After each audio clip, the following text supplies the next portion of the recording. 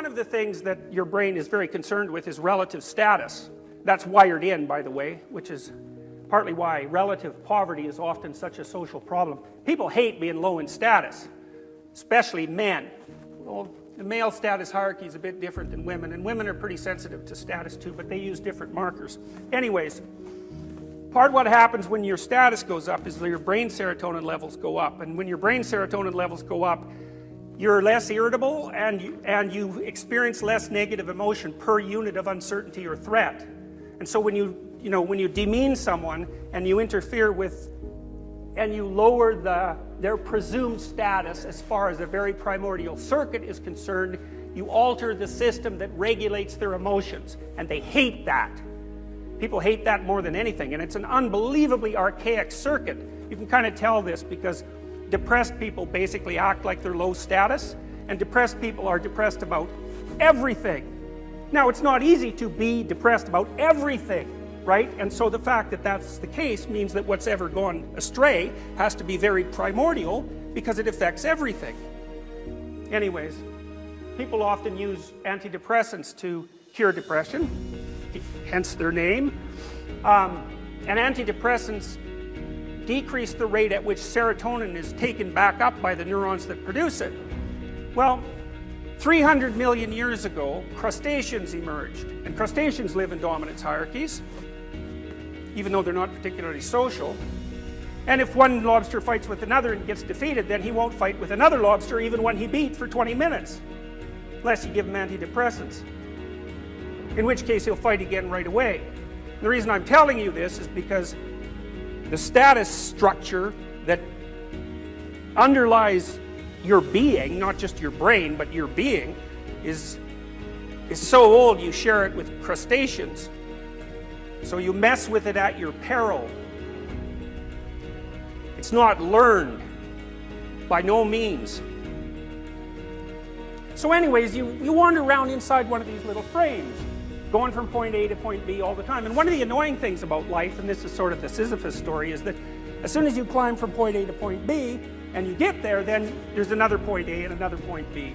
And that's kind of interesting too, because one of the things it suggests is that getting somewhere isn't really what people want, because as soon as you get somewhere, then you're done going there, and then you have to get somewhere else. So in some sense, it seems it's an accomplishment. In another sense, it's just the next rock up the mountain. Now, you all know this because, you graduated from university, and that was a good day, but the next day, you weren't a university student, you were some unemployed loser.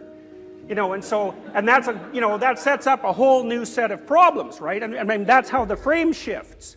And when the frame shifts like that, then the value of everything shifts around it. So it turns out that people are actually more interested in getting from point A to point B than they are in actually being at point B. And almost all of the positive emotion that you feel, which is related to dopaminergic circuitry, by the way, you experience in relationship to the pursuit of a valued goal rather than to the attainment of the goal. The attainment of the goal actually satisfies you, or more specifically, it satisfies that motivational circuit, but then the damn thing just shuts off and another one starts yelling at you. So it's like a perverse form of victory. So one answer to that that's universal in some sense is that you should establish a relationship with a transcendent value, because it never runs out of motivational power. You can see an example of that, a popular example in popular culture, in the Pinocchio movie, how many of you have seen that? Yeah. Has anybody not seen it? That's amazing.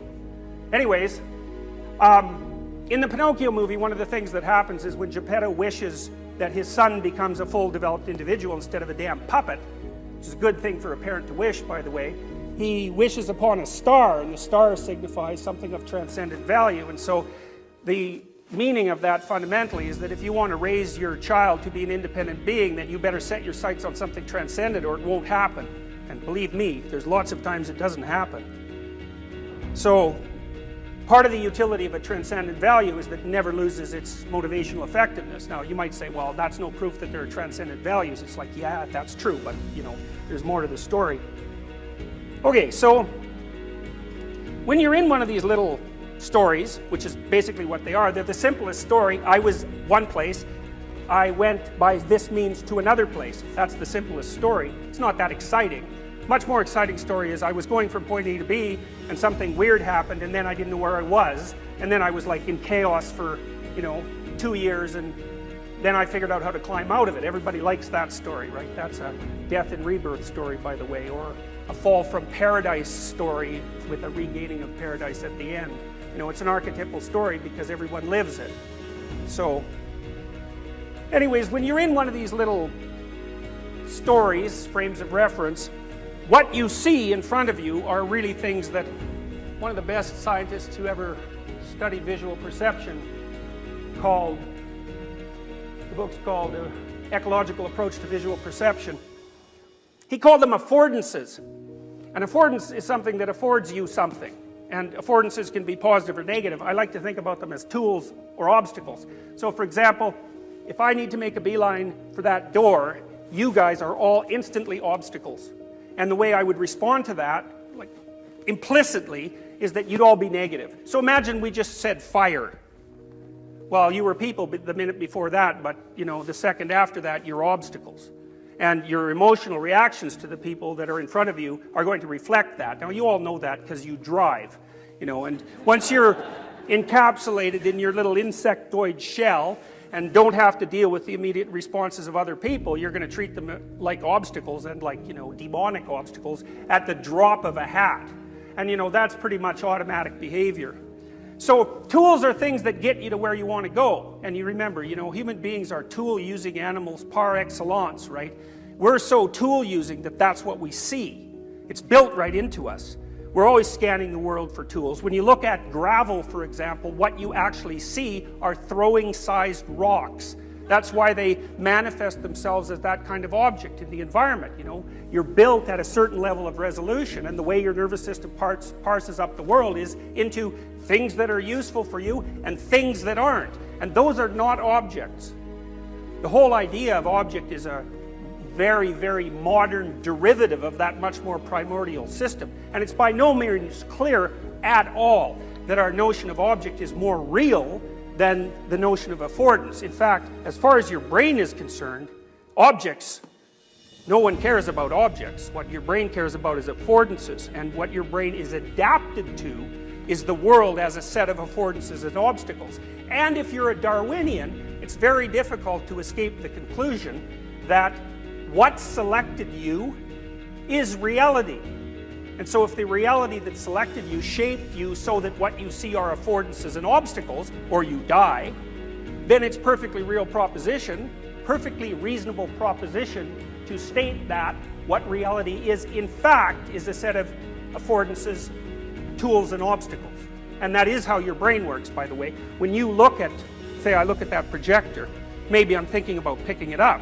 What happens is my eyes activate the part of my motor cortex that would adjust my hand to grip it like that. And so part of what I understand as the projector is grippable object.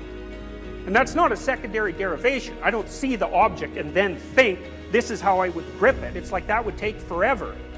You'd never catch a baseball if that's what you were doing. It's like, oh, a round object is clunk. It's like that's just not going to work. Your nervous system is nowhere fast enough to do that consciously. You're using reptile circuitry to catch baseballs. The mammalian stuff is too damn slow. So you catch the ball often, especially if someone pitches it fast, before you can even see it. You just think you saw it. You see it after you caught it. It's the case with tennis players too. What they seem to do is judge where the ball is going to go by the angle of the racket. Because if they wait till the ball is off the racket, they can't move fast enough to hit it back. They don't have the reflexes for it. So they can't move the neural messages fast enough to do it.